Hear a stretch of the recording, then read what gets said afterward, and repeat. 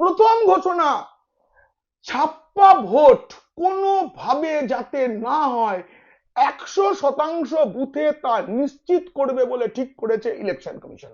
দেখুন, এই রাজ্যে ভোটে ছাপ্পা, এটা সেই বাম জমানা থেকে চলে আসছে। এটা আমরা রাজ্যের মানুষ চায় না। সুবুদ্ধি সম্পন্ন মানুষ চান না যে ছাপ্পা ভোট হোক। সেই ছাপ্পা ভোট 100% বন্ধ করার জন্য কি কি করা দরকার সব করবে ইলেকশন কমিশন। আসলে মনে রাখতে হবে, আমি বারবার বলি, এবারের লড়াই তৃণমূলের সঙ্গে বিজেপির নয়, তৃণমূলের সঙ্গে সিপিএম এর নয়, তৃণমূলের সঙ্গে নির্বাচন কমিশনের লড়াই, গণতন্ত্রের লড়াই, সংবিধানের লড়াই। 2 নম্বর, কেন্দ্রীয় বাহিনী। আসল বাহিনী আসা বাকি রয়েছে। সেই বাহিনীর পরিমাণটা এত বেশি হবে যে 3 দফায় ভোট করে প্রতিটি দফায় কমপক্ষে 1000 কোম্পানি কেন্দ্রীয় বাহিনী নিয়ে ভোট করা হবে। 3 নম্বর, 15 থেকে 20 মিনিট এই সময়টা বেঁধে দেওয়া হবে, তার মধ্যে কেন্দ্রীয় বাহিনীকে সেখানে পৌঁছে যেতে হবে।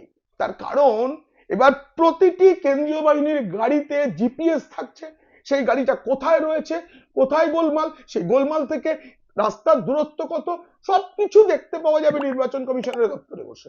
4 নম্বর, এবার 2 জন করে নোডাল অফিসার থাকবেন। একজন কেন্দ্রীয় বাহিনীর থেকেই নোডাল অফিসার, একজন রাজ্যের নোডাল অফিসার।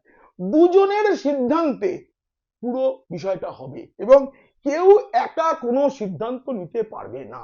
গণনা নিয়ে বড় সিদ্ধান্ত, সেটা বলছি আমি 5 নম্বর পেজটা, সেটা হচ্ছে গণনা নিয়ে একটা সিদ্ধান্ত হয়েছে বলছি।